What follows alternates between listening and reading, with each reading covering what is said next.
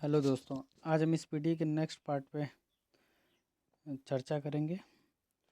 तो जैसे कि आप 5वें नंबर का क्वेश्चन देखे थे, उसमें कुछ इसका एक्सप्लेनेशन है जो मैं आपको बता दे रहा हूँ। तो जो क्लोरोमाइसिटीन होता है ये प्रतिजीवाणिक है। इसका निर्माण सूक्ष्म जीवाणुओं, कवक इत्यादि से होता है।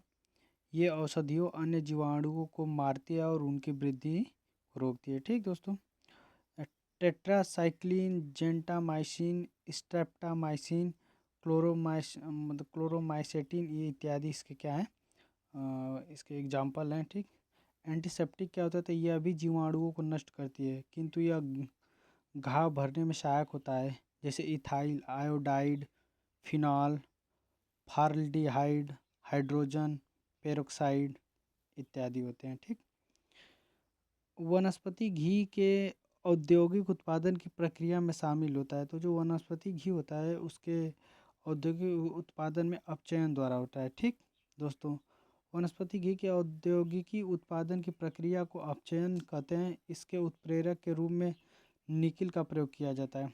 कभी कभी पूछा जाता है कि वनस्पति घी बनाने के लिए हम इसके उत्प्रेरक के रूप में किसका प्रयोग किया जाता है, तो निकिल का प्रयोग किया जाता है। बर्जीलियस के द्वारा उत्प्रेरक का खोज किया गया था। बर्जीलियस नामक एक वैज्ञानिक थे जिनके द्वारा उत्प्रेरक का खोज किया गया था। वो ऐसी रासायनिक अभिक्रिया जिसमें किसी पदार्थ का ऑक्सीजन में संयोजन होता है। ठीक, ऑक्सीजन में संयोजन होता है या हाइड्रोजन का निष्कासन होता है, या विद्युत ऋणात्मक तत्व से संयोग होता है, या धनात्मक तत्व से कमी होती है, तो उसको क्या कहते हैं, ऑक्सीकरण कहते हैं। ठीक दोस्तों, रासायनिक रूप से गन्ने की शर्करा क्या होती है, तो आप तो जान ही रहे हैं, सुक्रोज होता है।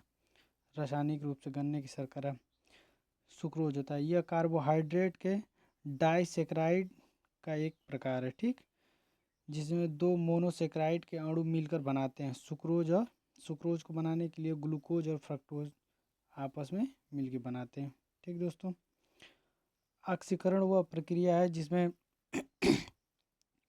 जिसमें क्या होता है, इलेक्ट्रॉनों की हानि होती है।